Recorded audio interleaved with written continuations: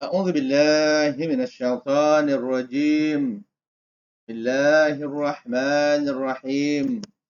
الحمد لله رب العالمين، والصلاة والسلام على أشرف الأنبياء والمرسلين وعلى آله وصحبه أجمعين.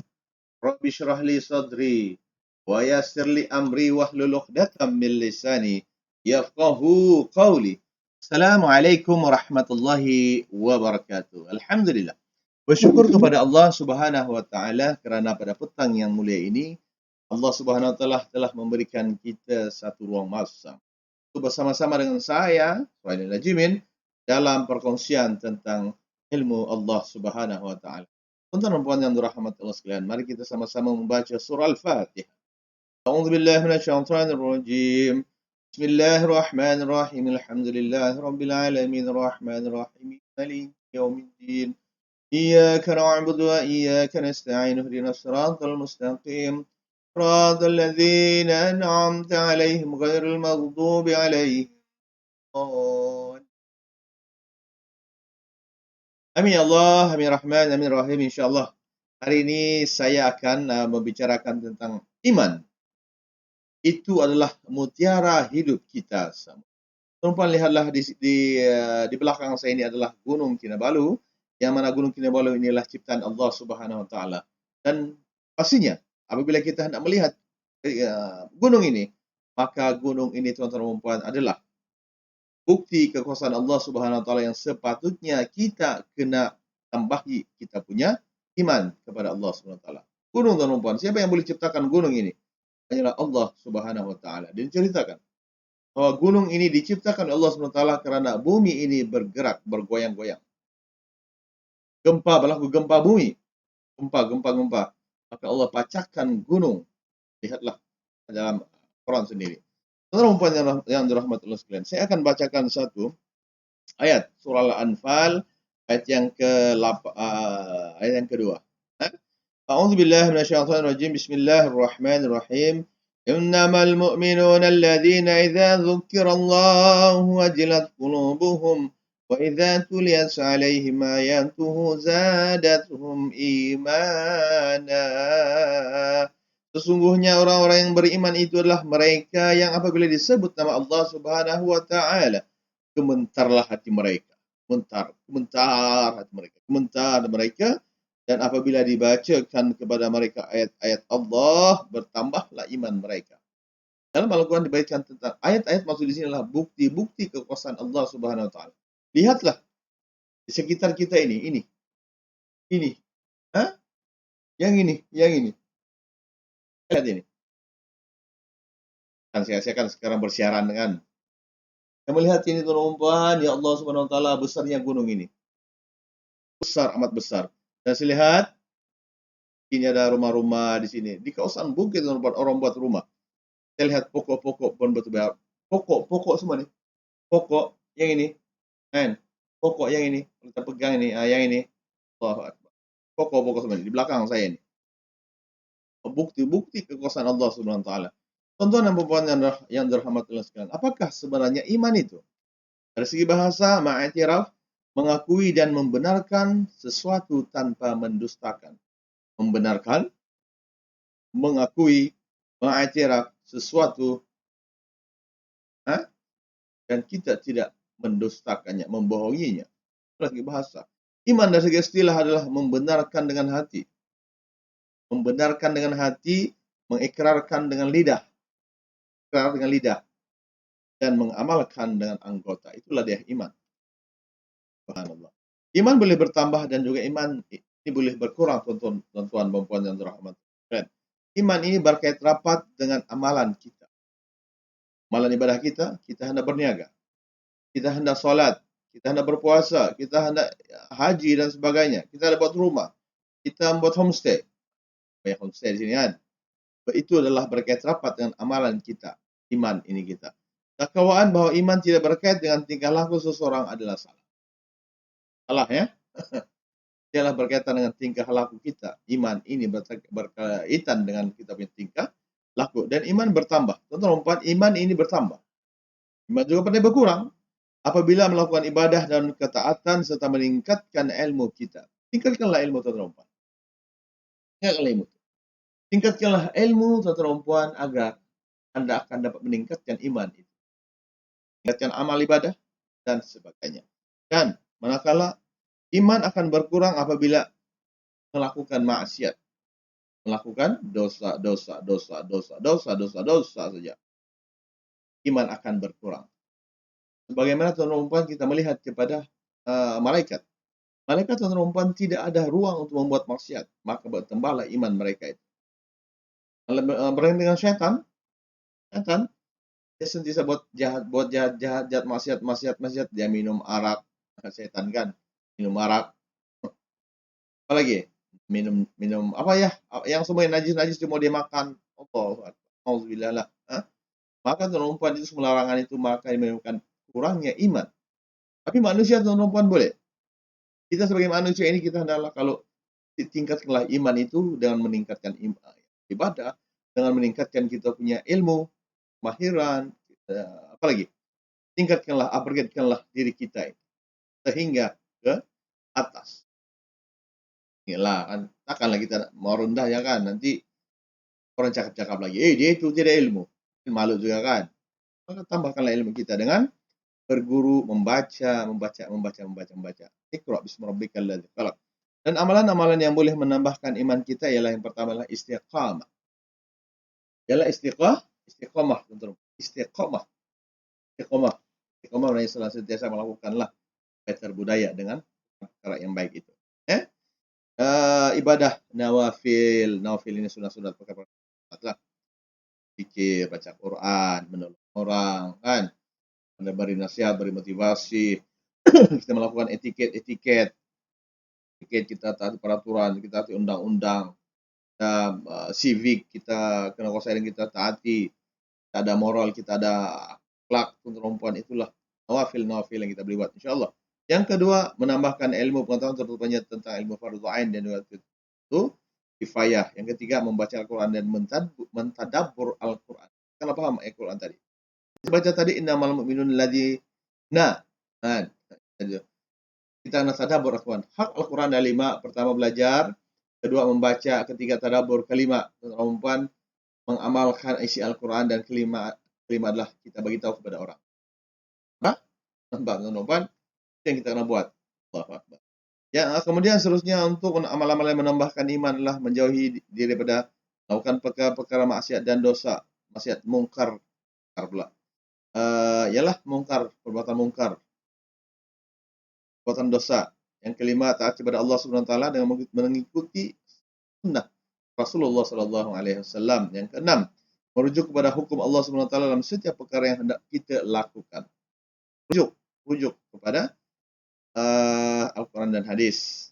Sentiasa melakukan perbuatan yang baik, amar dan nahi mungkar. Kemudian seterusnya adalah sentiasa berzikir kepada Allah Subhanahu Wa Taala. Zikrullah seperti kita berzikir, mendengar nasihat orang, mendengar acara agama, baca Al-Quran, subhanallah, alhamdulillah, la ilaha illallah, Allahu akbar. Kemudian sentiasa kita mengingati Allah Subhanahu Wa Taala, Allah,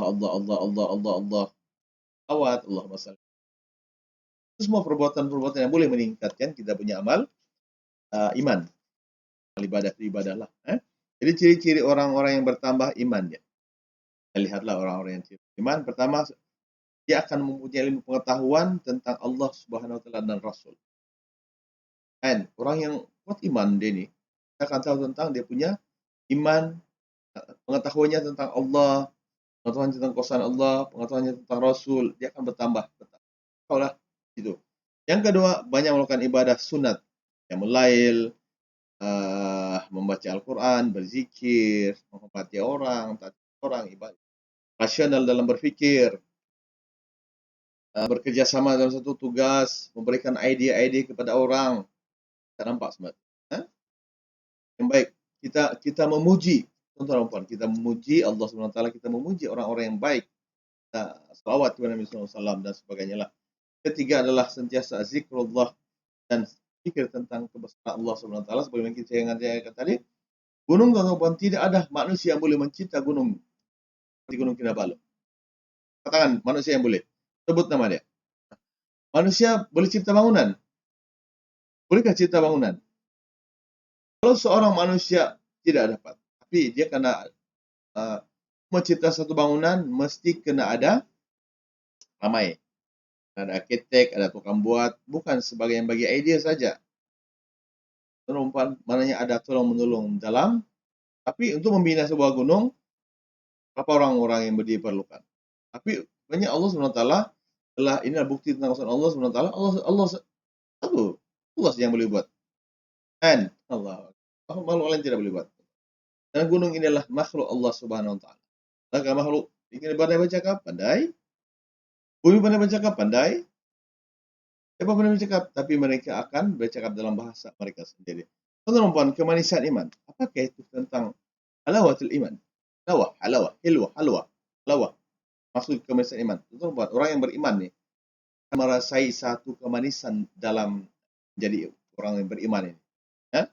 Dia akan merasa halwah, kemanisan iman. Apakah itu? Berasa gembira dalam melakukan ibadah. Kalau dia bersedekah, dia berasa gembira. Kalau dia salat, dia berasa gembira. Kalau baca Quran, dia berasa gembira. Kalau berzikir, dia berasa gembira. Dan dalam melakukan ibadah, sanggup menanggung kepayahan demi mendapat keridaan Allah Subhanahu Wa Taala. Dia bersedekah kerana mendapat keridaan Allah Subhanahu Wa Taala. Berzikir kerana hendak mendapat keridaan Allah Subhanahu Wa Taala dan juga Rasulnya. Rasulullah, semua orang-orang yang dahulu itu sudah dapat. Apa itu halwatul iman? Dan serta mengutamakan Allah Subhanahu Wa Taala dan Rasulnya lebih daripada harta. Perempuan, bumi, sebenarnya telah kita ajar, dunia ini hanyalah persinggahan. Kita ini sebagai seorang perantau yang mana sampai satu masa kita akan berpindah, wajib berpindah ke alam lain. Dan kita sudah saksikan bagaimana wajibnya perpindahan itu. Maka kita ini sebagai seorang perantau, yang mana perantau itu menghargai masa, menghargai kesehatan, menghargai segalanya bila berada menjadi seorang Allahu Akbar. Kemanisan iman perlu dicari dan diusahakan oleh setiap orang yang beriman kepada Islam lah. Kamu kena cari ini halwatul iman. Guru pada orang yang layak. Yang sejalan. Karena seseorang itu mendapat kemanisan iman adalah cinta kepada Allah SWT dan Rasulnya lebih segala-galanya. Orang kita tidak sebenarnya mau jadi kaya dunia ini. Cukuplah dengan kesederhanaan. Penting beri makan, ada baik dan yang kedua adalah mengasihi sesama manusia kerana Allah Subhanahu Wa Taala. Yang ketiga adalah benci kepada kekufuran, sebagaimana benci jika dicampakkan ke dalam api neraka.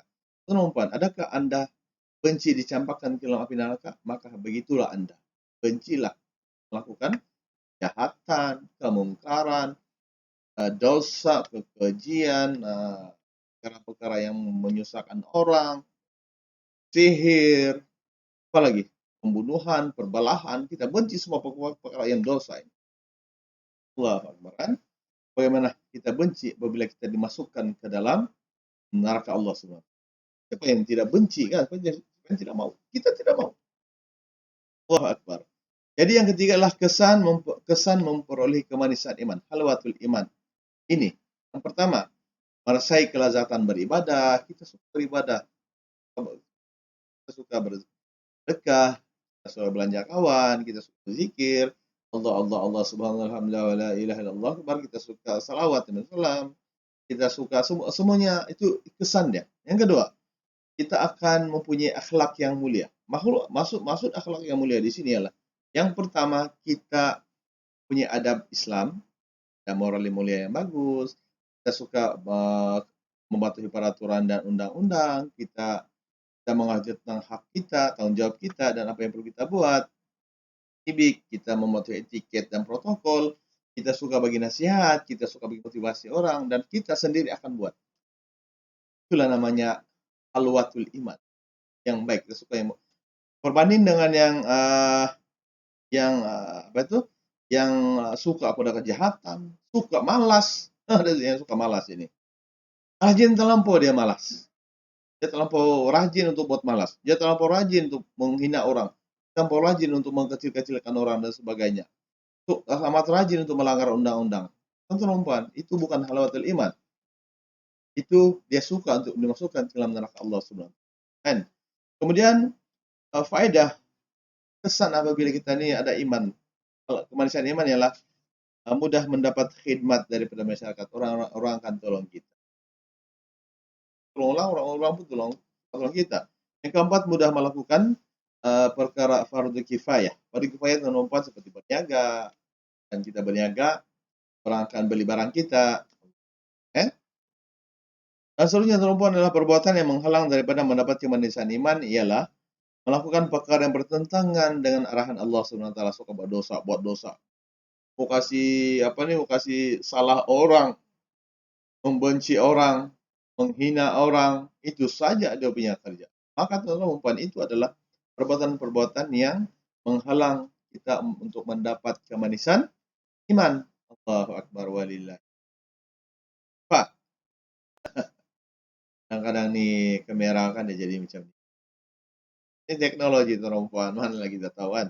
Perempuan ialah kita juga orang yang suka menghalang menghalang mendapat kemanisan iman. Ini adalah mereka yang meninggalkan amalan-amalan fardu seperti sholat sembahyang, tidak sholat, tidak puasa, yang fardu, tidak mentaati orang tua, melawan orang tua, tidak menyayangi orang lain, tidak salawat, tidak berzikir, tidak baca Quran dan sebagainya. Dia akan menghalang kemanisan iman itu.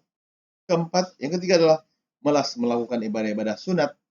Dan malas sebetulnya berzikir, nak belanja kawan pun malas.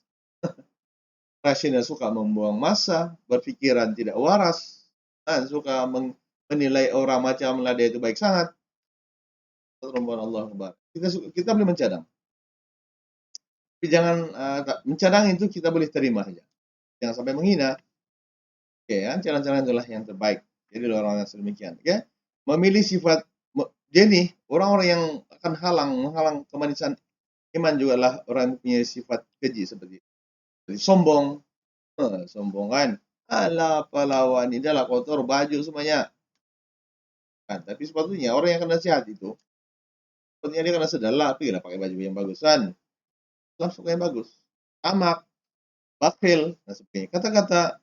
Kata-kata Rasulullah SAW mengatakan Rasulullah SAW telah beritahu bahwa 3 perkara siapa yang melakukan akan dapat memperolehi kemanisan iman. 3 perkara teman-teman. Kecintaan kepada Allah dan Rasulnya melebihi segalanya, mengasihi manusia kerana Allah SWT benci kepada kekufuran setelah Allah SWT menyelamatkannya daripada kekufuran sebagaimana mereka benci dicampakkan ke dalam neraka Allah SWT. Ada 3 perkara ini untuk halwatul iman. Dan kemudian saya akan bagi perkongsian tentang info-info, yaitu akibat tidak mencapai kemanisan iman yang ialah kerana tidak suka beribadah. Kesanlah. Sama jiwa sentiasa gelisah saja. Kalau gelisah perempuan bisa syaitan akan masuk kalau dalam perbuatan perbuatan orang yang gelisah saja ini, syaitan masuk dalam badan dia. Semacam lah akan dia pikir syaitan boleh masuk dalam boleh masuk dalam badan manusia ini jika tidak ada zikir kepada Allah SWT. Maka hatinya akan gelisah. Syaitan boleh masuk dalam badan ini tanpa ada ilmu, tanpa ada mengasihi Allah SWT, tanpa tidak sholat, masuklah syaitan dalam badan ini. Dia akan coba Rasulullah SAW, dia akan masuk dalam badan ini, kemudian dia akan mengalir di dalam darah, dalam urat kita ini, dia akan mengalir. Maka datanglah penyakit, bermacam-macam penyakit disebabkan oleh gelisah. Yang kedua, selalu mementingkan diri sendiri, inilah tentang manusia ini. Ya. Jadi saya rasa itu saja untuk perkongsian terhadap iman kepada Allah Subhanahu wa taala. Kita mesti kena beriman kepada Allah Subhanahu wa taala dan kena ada ilmu tentang iman, tentang beribadah kepada Allah dan tentang akhlak. Kita kena istiqamah dalam beribadah kepada Allah Subhanahu wa taala, ya. Semoga kita akan merasa semua itu, dan lihatlah tentang bukti kekuasaan Allah Subhanahu wa taala yang berada di belakang saya ini, Gunung Kinabalu dan juga pokok-pokok yang di sana, yang mana sampai satu masa kata Allah Subhanahu wa taala, Al-Qari'ah, mal Qari'ah, wa ma adraka mal Qari'ah. Yauma yakunun nasu kal farashil mabthus, takunul jibalu kal ihnal manfush. Maka gunung-gunung ini akan berterbangan seperti debu-debu ataupun seperti kapas yang ditiup angin. Perempuan, ingatlah kita ini tidak apatah lagi manusia pada hari kiamat nanti. Allah. Semoga kita tuan-tuan memiliki iman, yaitu yakin kepada Allah Subhanahu Wa Taala. Kita cakap, kita etika dengan hati bahwa Allah adalah Tuhan kita. Kita ikrarkan dengan lidah, Allah itu Tuhan saya. Syahadu an la ilaha illallah. Dan kita beramal ibadah. Sebagaimana Rasulullah SAW beribadah. Allahu Akbar. Jadi itu saja. Jangan lupa subscribe di sini, Kirana Studio. Dan juga subscribe. Dan juga jangan lupa komen dan juga share lah. Sebab ini sebenarnya, bila kita share perkara-perkara yang bagus, insyaAllah dia akan boleh membimbing kita menjadi manusia yang Allah Subhanahu Wa Taala sayang. Dan wabillahi taufiq wal hidayah. Assalamualaikum warahmatullahi taala wabarakatuh.